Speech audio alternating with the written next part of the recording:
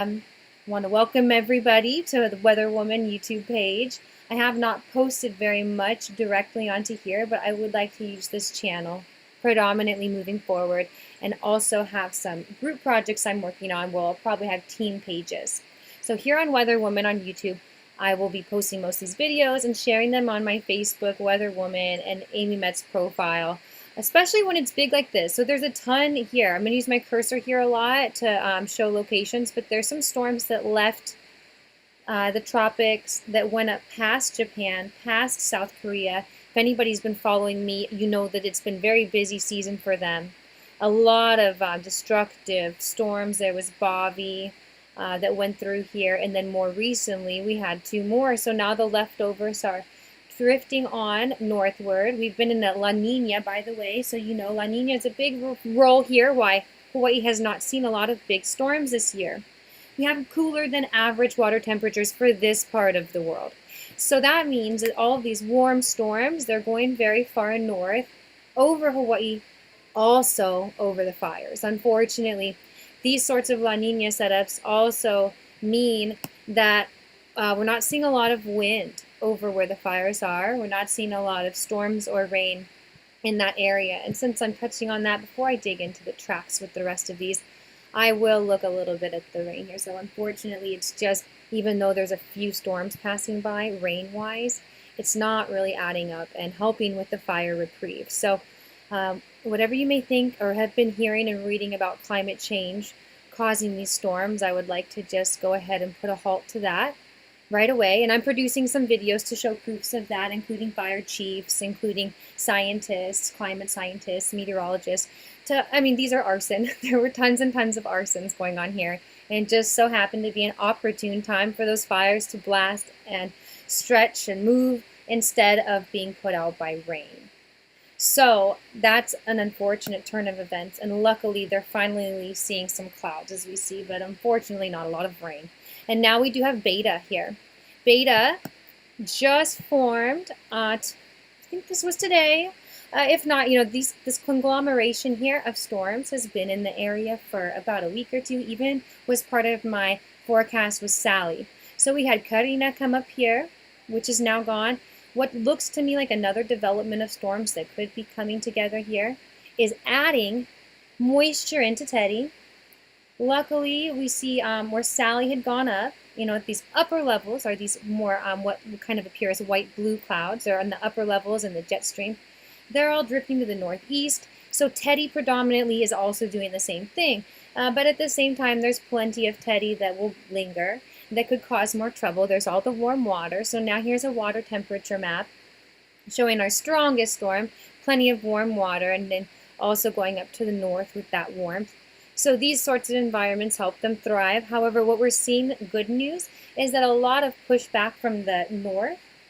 We've seen a lot of storms churning and churning in the Atlantic this season. So a lot of this now is pushing back down to the south. And there are some cooler water temperatures once again on that west coast of Africa. More that northern point here. So a lot of our storms will develop right around here. And I say our as in the Atlantic hurricane basin where I'm not even living.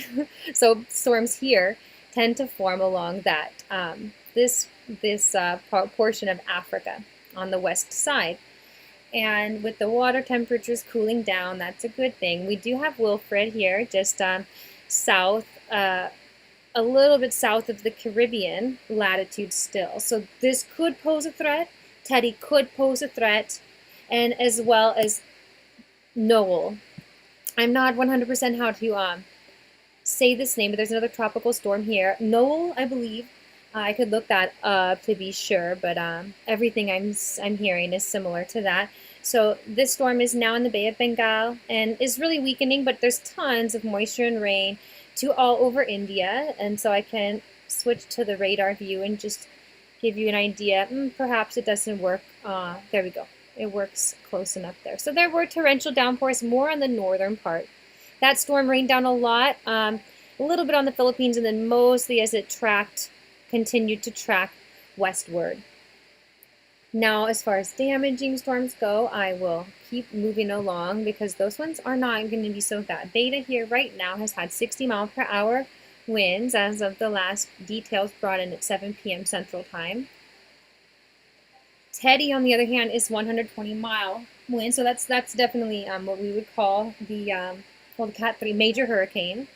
So that one is more dangerous, and then Tropical Storm Wilfred could definitely gain speed and intensity. So that's one that I really want to focus on, Wilfred and Beta.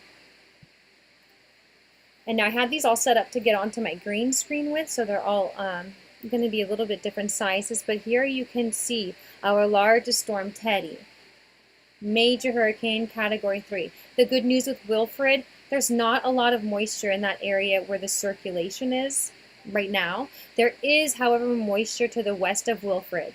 So in the future, as Wilfred tracks west, there's tons of clouds that it will be intersecting with. You see they're not really moving. Well, Wilfred is moving. So eventually Wilfred, you can even see parts of these clouds begin to kind of join together with where Wilfred is. So this will be the next big scare. And then where the Bermuda High is, which is now out and over this region, I can see because there are no clouds, that's where a high pressure would be. And then Teddy is going to be displacing the Bermuda High, which is a surface pressure. So at the surface, down, these are now upper levels. I'll kind of show you more about what I'm talking about. Upper levels where green is, there's tons of moisture, tons of rain. White means clouds. Yellow is very dry. So yellow, blue, that's going to help deteriorate these storms. So good thing that it's next to Teddy here, especially where places just got soaked. They're already flooded. And I said, you're going to keep getting flooding after Sally. So here's more of that now. Luckily, the dry air is to the west of those regions. So sooner than later, it will start to recede with the flooding. But Wilfred has tons of moisture to intersect at these upper levels. So that's going to build to it. Now this is the very low level of the same kind of water vapor imagery. Again, green, white is moist, green is raining, white is clouds. Everything else is pretty dry. So yes, sooner than later, the Gulf Coast will get a bit of a reprieve. I'm going to give this a day or two more to keep raining down, tons of clouds, and then they can kind of start to dry out from Sally. And moving ahead with Wilfred, that'll be the scary one. Teddy hitting Maine is looking less and less likely to me as the days go on. There was just a little bit of a chance, but the way that the jets are working that I'll get into later, you'll see how that's not going to be such a big deal. And I meant to have the low level open there. So there it is, the low level. I want to talk about that Bermuda High. Now, high pressures at the surface will spin the other way of these storms in the northern hemisphere clockwise. So you can tell just by looking at this imagery here that there is some sort of a motion here going this way. That's how I can tell the Bermuda High is displaced to the north right now from where it normally is. So once Teddy moves out of the way and starts to turn north, it'll really stall out, turn north, hook east, and at that time, the Bermuda High will start to slip underneath. Wilfred, by that point, should probably be around the same longitude up and down here as Teddy. So if the Bermuda High is here when Wilfred moves in, it's very easy that Wilfred could cause a lot of flooding, join in with that moisture to hit Hispaniola and to the Caribbean. So that is going to be my biggest thing to look out for here. Of course, with them being this low down on the latitudes, that makes an easy slip into the Gulf as well. So that's probably the biggest threat here, I'd say, moving forward could be Wilfred. Teddy is just very much, if it skims any bit of Maine, I would say it's mostly going to be some of that jet stream action having to do with leftovers of Sally that be a bigger threat than Teddy will be. And then here we have some more development. This is what's going to be adding in more and more moisture. So there will be a little bit of Gulf Coast dryness after Sally, but there's a chance that this moisture will keep on feeding in to some degree once the dry air moves out of the way. Another thing with this dry air being here and seeing the mass wanting to move more westward, it is a little bit lower down that there's just the slightest chance this could affect Hawaii. But with the La Nina in play, the lower than average water temperatures, it's not very likely. So more than anything, I'm hoping that any of the storms generated near Mexico can continue to bring moisture and cooling air, cooling effects like rain, up toward the fires. So I just keep on watching that area. Now, as far as my last key, we have the moisture, we have the water temperatures for the motions of these storms. Now we have the this here. Looks a little busy, so I'll explain it to you. Don't worry. It's wind shear. So very white, very bright, 100 knots of wind shear. That's just saying the difference in the wind speeds and directions of different parts from like the ground all the way straight up. If you thought of a pole going from the ground to the top of the sky, they're just saying that those winds are not going the same direction. They're going very different here because the jet stream high in the sky is in this location right now.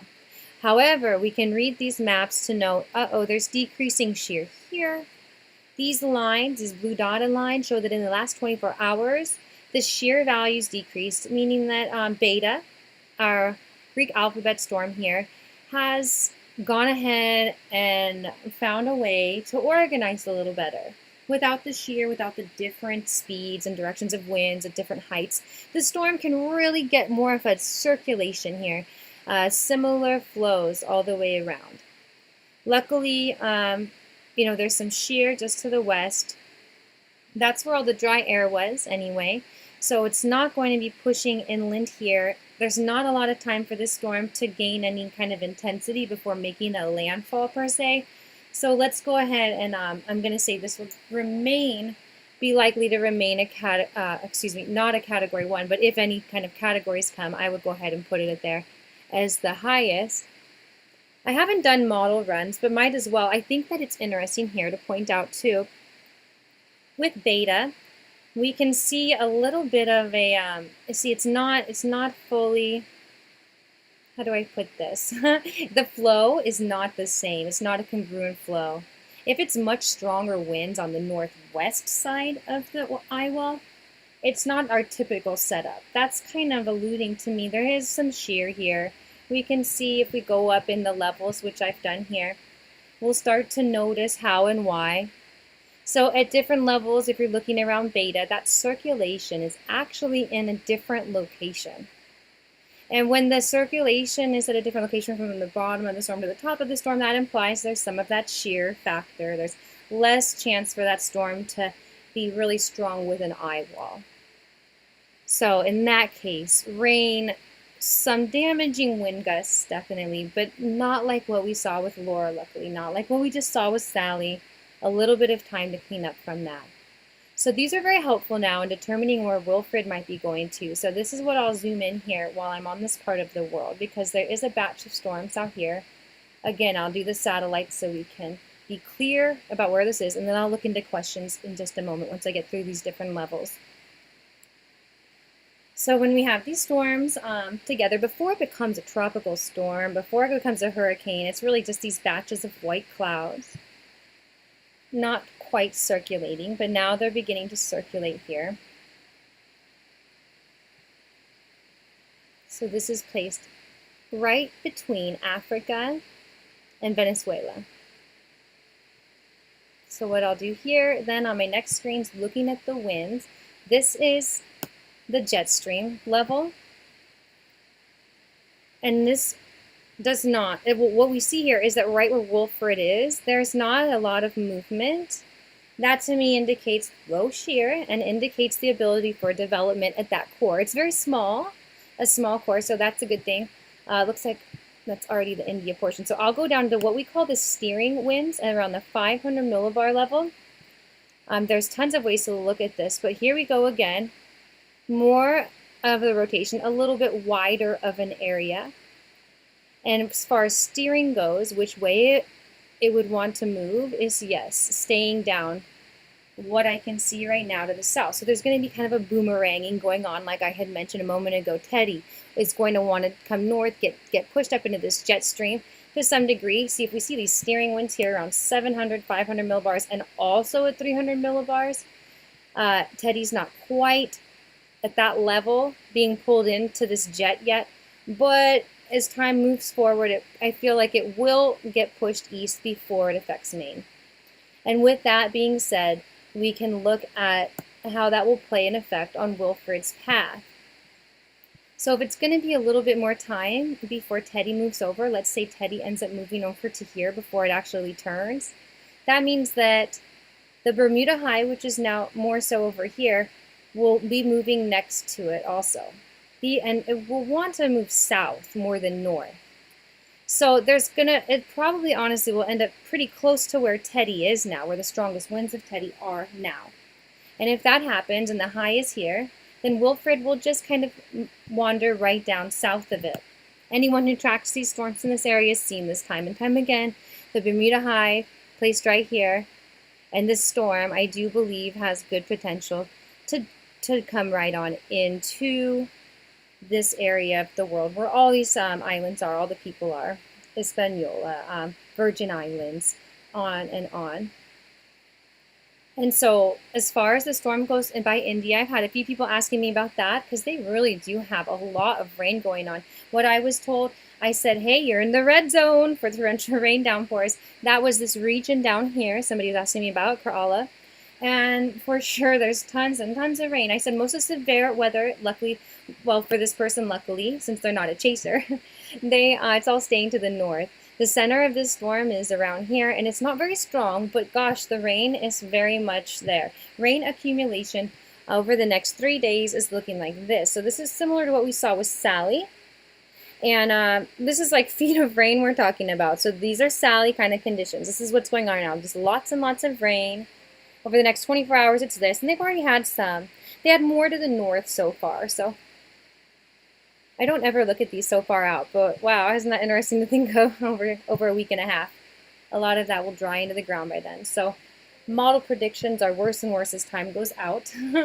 But here with the jet stream, I wanted to point out too, there's part of that storm here by India and the Bay of Bengal is feeding a lot of its energy to the south. It already did, I'll say. As it was over here, a lot of the energy went south. So that was good news before it crossed all this land. And at this point, I'll go ahead and see if anybody has questions. Nothing here. And I usually get questions on my Facebook, so I'm not sure if people are watching there. When I end these, I sometimes find the questions there, but I'll go back and eventually will be posting on my YouTube, pretty much only, and I'll be using my green screen eventually. So if there's no questions for anybody, go ahead and ask me questions later if you feel like it. I'm just going to do one play out here and kind of recap and show explicitly where these storms, now that I've had a chance to look at it, where I feel like they'll be going. And for the heck of it, I might even play out a model run, which I haven't done. I can just see, though, that beta is not going to be a strong one, but continue the rain falling for the next day or two along the Gulf Coast. And at that point, have a little bit of a break, a day or two of a break, and some of this moisture will likely be lingering in. Wilfred will likely be coming in closer and closer to Dominican Republic as Teddy just sweeps off to sea and remains a fish storm, as some like to call it. I had some chasers asking me or telling me, hey, maybe it's time for me to go chase. I think they're talking about beta. So that had me interested to see what was going on in the forecast. So we had a scare here. I don't want to really say scare, but there was a possible tropical depression forming here by us in Hawaii, but I did not see any space forcing, no solar forcings. So I didn't expect it to ramp up unexpectedly, and certainly that didn't happen. So that's great. We do have another batch of storms just south of Japan. Doesn't look like it would have much any chance of formation into something scary like we've been seeing there with so many typhoons and super typhoons, thanks to these level winds here coming in. Whatever, and now if these were different conditions here, we could be seeing rotation the other way and a storm forming right here too. So not too bad overall. We've had a lot of scary storms lately, and luckily, right now, there's nothing too horrible on the schedule besides Wilfred. So I will play out that model run. I'm kind of curious now to see what the European model does. Within 24 hours, it's an amazing model. If you ask me, I haven't seen it go wrong often. And then after 24 hours, I just prefer not to use them. But when it comes to models, it's always my favorite one, the European. So I'll go ahead on the winds forecast, play it out and see how Wilfred might be developing and moving according to this model, while I check and see if there's comments anywhere else before I sign off.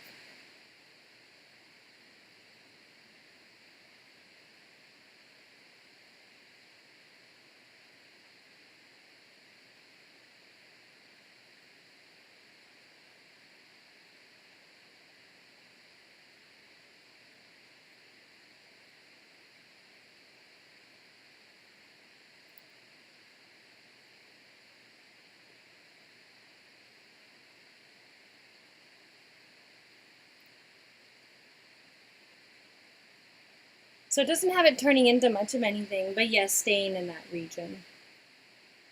So I would say, yeah, more rains, more rains. It's nice to see that there's no extra development there. I could see that my post didn't go through the way I wanted it to on my Facebook. So I can see why nobody's in here, and no problems though. I don't really mind. This is all good practice for me right now. And there was one thing I was so curious about now. What was that?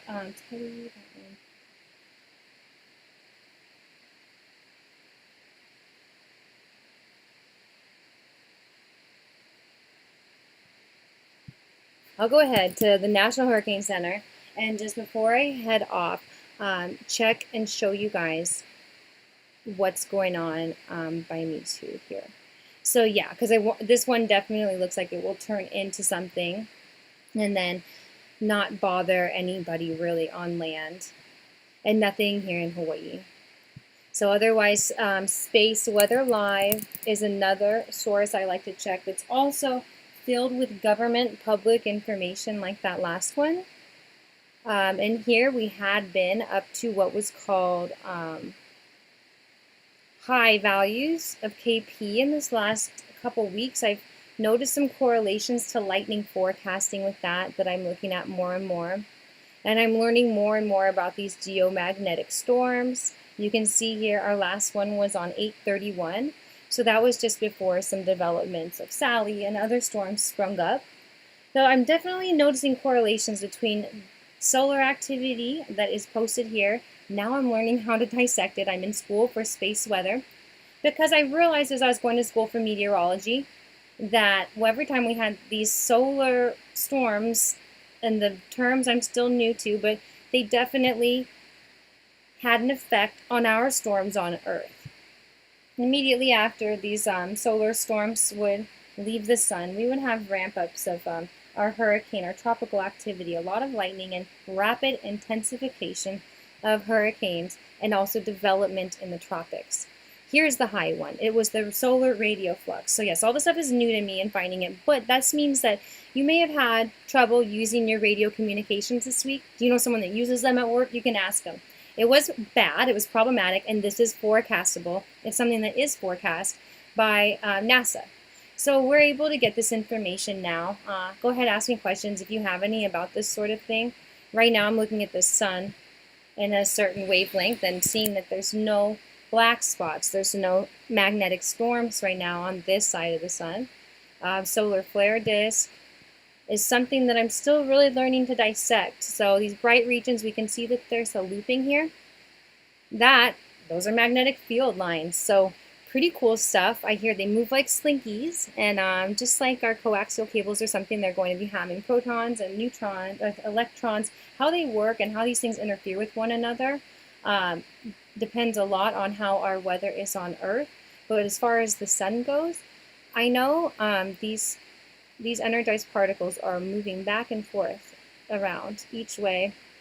So really interesting microphysics I'm learning here, and the correlation to our weather right here. So it's helping me forecast better. Now I can look at these things on the sun and say, it's not looking too wild, not looking like 2017 when we saw Irma. So whatever storms we have here now are probably going to stay the way they are. So that'll wrap it up for now. Luckily, I'm not seeing any huge reasons for big scares on land right now. Good news forecast. So sad for the chasers, and good for everybody else who just wants to relax at home. I hope everybody has a nice day and enjoy the weather. This is your weather woman, meteorologist Amy Metz.